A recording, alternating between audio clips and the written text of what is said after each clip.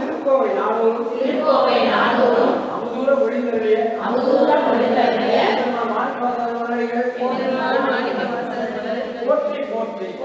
போற்றி பன்னீர் திருமண விண்ணப்பம் அஞ்சாவது மாத கப்பல் வியப்படுத்தும் ஜீவநாத திருவடிகள் ஒவ்வொரு முருகர் திருவடிகள் தெய்வீக தன்மையான திருமணியாசிரியர் திருவடிகள் ஞானத்தை பாட்டு பதிவு செய்யறாங்க. அது பற்றி அந்த பாட்டு அதனால அந்த இடம் ஈராளும் திருத்தொட்டம் செங்காட்டுக்குடியுமே வேறாலும் 600 நாள் பின்னாடி இந்த குழந்தைக்கு ஒரு குலவம் ஈராள் வரப்போறாரு. ஈராளுக்கு அவருக்கு அருள் கிடைக்க போகுது. 3 வருஷத்துக்கு முன்னாடி ஞான பாடல்களை பார்த்து பதிவு பண்றாரு. அந்த பாட்டு படிச்சிருக்கோம்.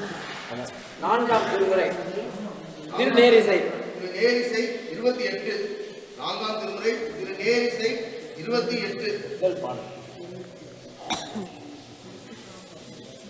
முன்பெல்லாம் இளைய காலம் போக்கியை இளையாரோடு தன்கரையினால் கருத்தறிந்து அழுத்தமின்றி பின் பேதை பார்ப்போன்றே உள்ளம் அண்ணனாய் காண மாட்டேன் அறிவை அப்பர் சுவாமிகள் அவருடைய நிலைமை நினைச்சு அவருடைய சிறுமையை பெருமையை சொல்ல ஆட்பட்ட பெருமையை சொல்ல நீண்ட காலங்கள் தமிழகத்தில் இருந்ததை அது எப்போ முக்கியமாக இருக்க வேண்டிய காலத்தில் தமிழகத்தில் போய் இருந்துட்டேன் நம்பர் அருள் இல்லாமையினால் தமிழகத்தை இருந்துட்டேன்னு நினைச்சு அதை நினைச்சு புழுங்குவார்.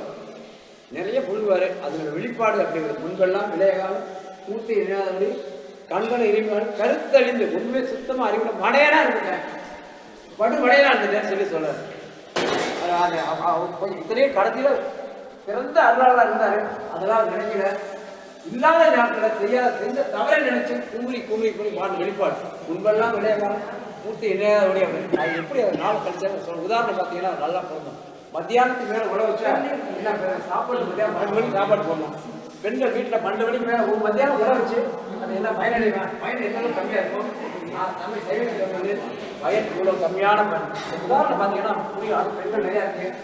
பின்பற்ற ஒழுங்கு உழவுக்கு எப்போ 11 மணிக்கு வச்சா 12 மணிக்கு 2 மணிக்கு உழவு வச்சா எப்படி இருக்கும்.